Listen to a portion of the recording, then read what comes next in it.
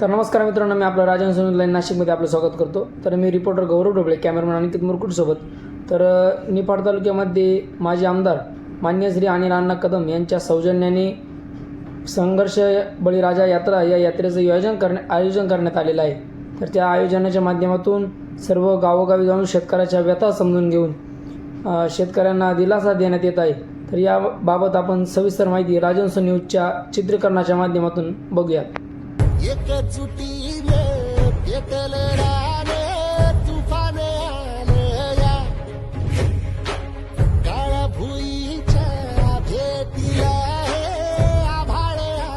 माझी केस डवळी तेव्हापासून ओळखीत नाही.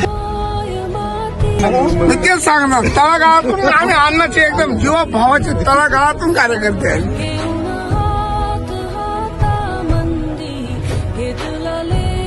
पहिले विचारून घ्या, ठाकरेकडून उभे राहत असत तर आमच्याशी बोला.